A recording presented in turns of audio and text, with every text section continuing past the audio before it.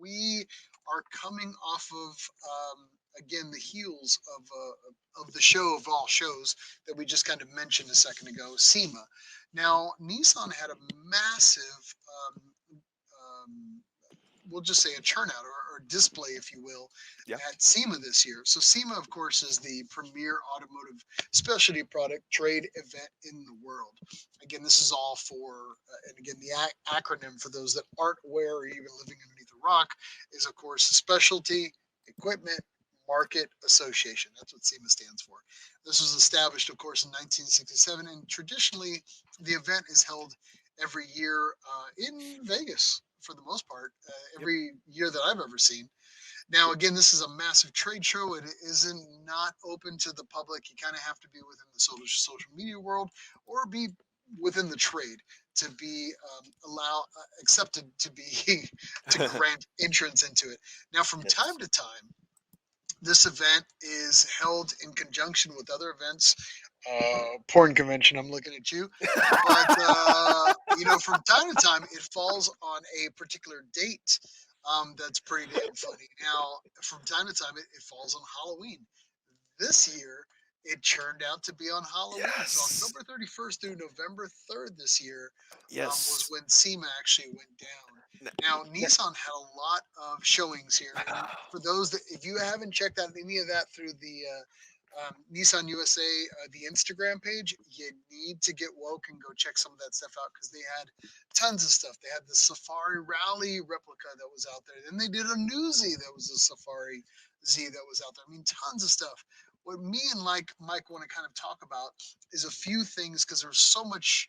It was pretty Z and Nissan heavy this year. I mean, from what we were told, and for those folks that we know within our world that went and attended that, of course, Nissan had this massive display. Again, I want to give a shout out to Janelle Gibbsy out there who and her crew that put together that. It was a beautiful display, and they did a great job with it. mm, But we want to give a shout out to a few other things yeah. that Nissan got awarded with, and of course, we want to give a shout out to some of the Yeah. lesser known vehicles that were out there too as well. Now, first off, Mike, Yep. you mentioned that Nissan actually ended up with an award this year. Is that right?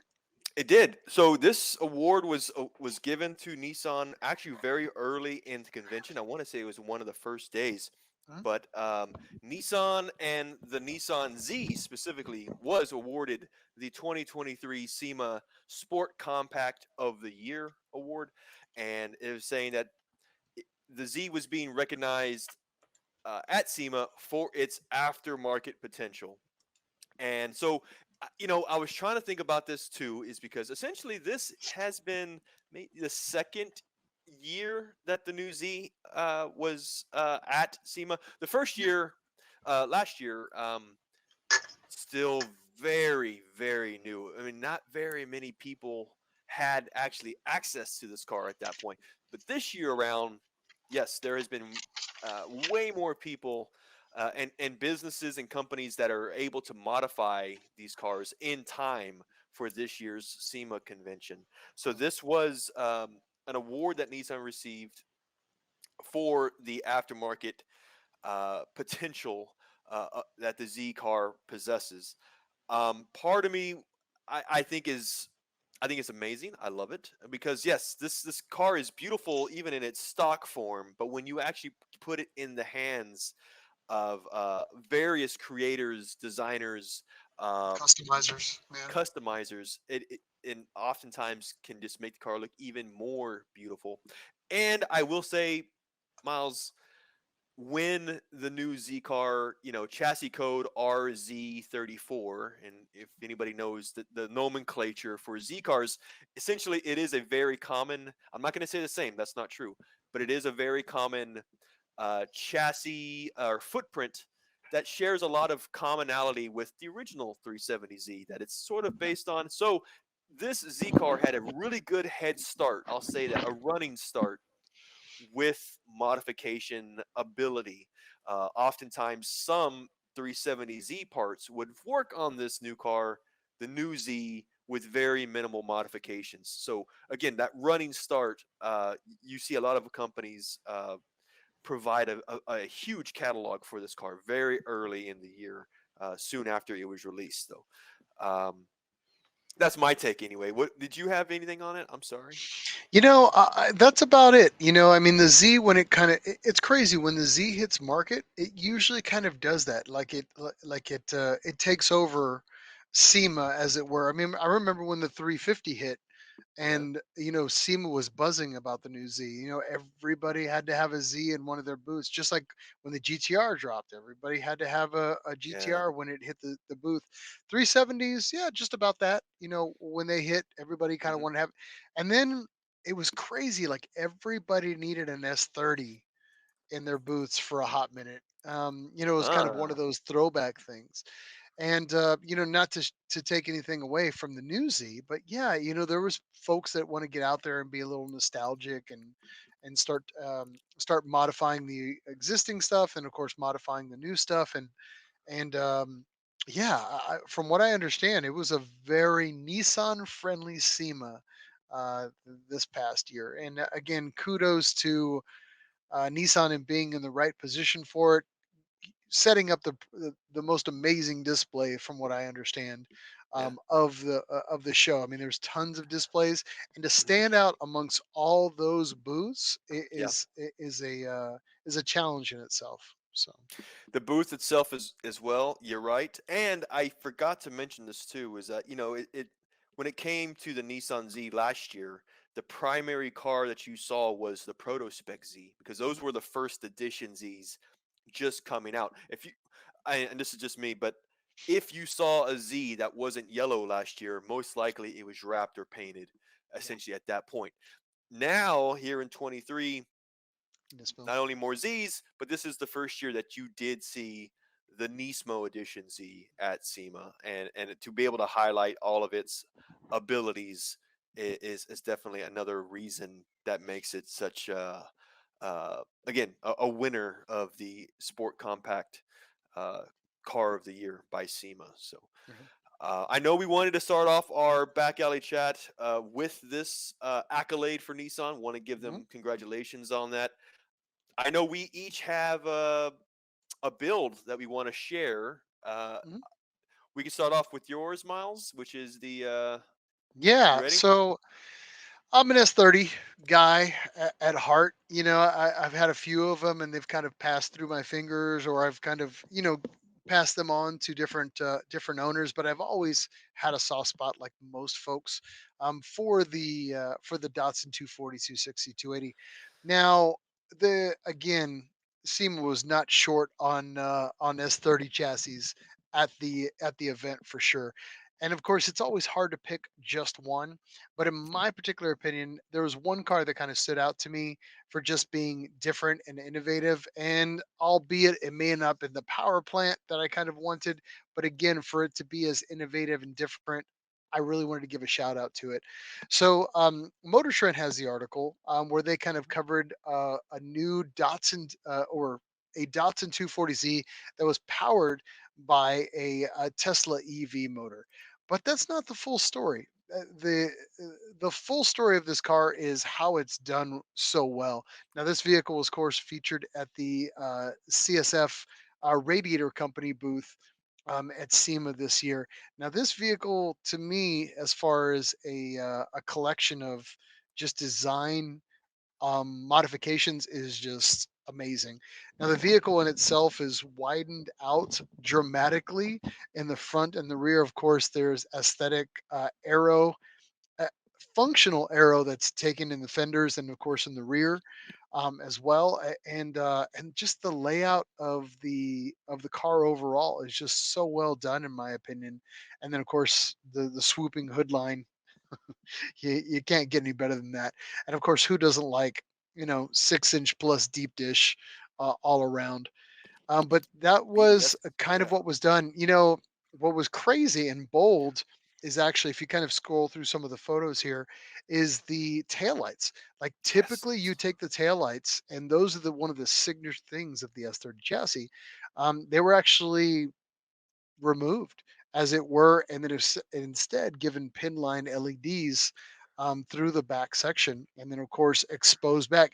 You know, Maybe I'm just such a fan of the movie The Wraith that it kind of it kind of like salts a little of that into my into my early fanboy obsession. But I mean, anytime you have a car that's wide, carbon fiber, deep dish rims, and then you've got a little accents of LED, and then you throw a little suede or Alcantara in there, dude, I Yeah. can't really. I'm not going to see any fault here. And then look at the engine bay; it's just kind of subtle, Yeah. so subtly done. Uh, And we talked a little bit about EVs of what you would want to see in a midship. This is it. yeah. This is kind of what I would want. Something simplistic, not a lot of covers. Of course, this is an S30. Nobody's going to take that and modify it and redo it again, but just throwing Mm-hmm. it out there. I I did take a moment to read this article too, and Mhm. you, I love like most, and this is what SEMA's about, right? Like at least for us, is the build. What makes these builds so unique? So you are right. Yes, the power plant, the motor, the drive of this car is a rear-wheel drive Tesla power supply. Now the battery packs are not. So the battery packs, I found out, not only are they underneath the hood, but there's actually some in the transmission tunnel. The Mm. builders had to widen and modify the transmission tunnel. Remember, there's no drive shaft running through this, there's no Yeah. transmission, but they're using that space. There is a particular battery from like a Chevy, some sort of Chevy.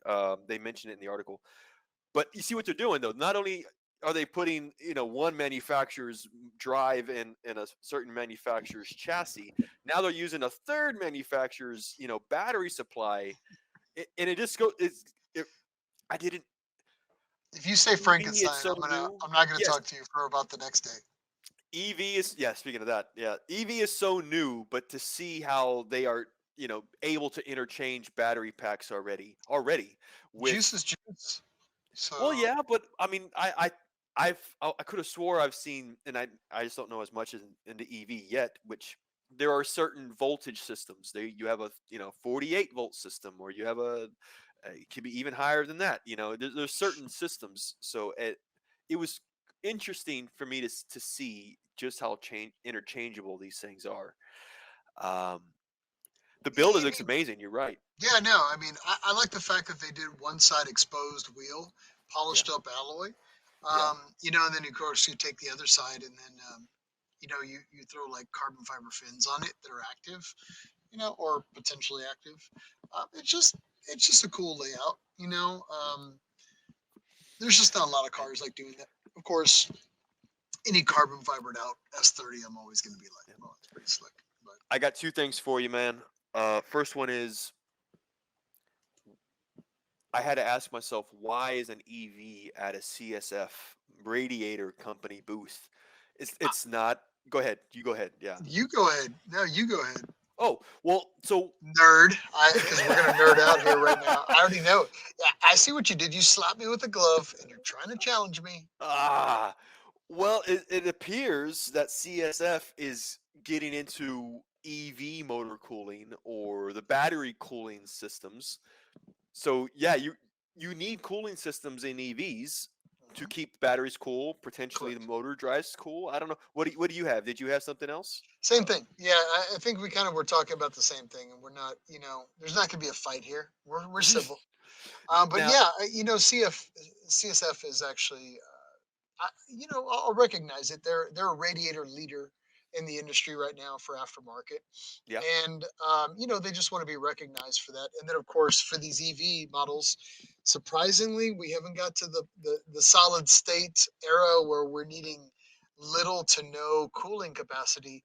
It's yeah, still a thing that's needed for these cars, and EVs are no different. They have to have cooling capacities, yeah. and CSF is looking to display this vehicle, Mhm. and the vehicle needs cooling, and they are the company to support that. So Yeah. yeah, Now, one last thing, Miles.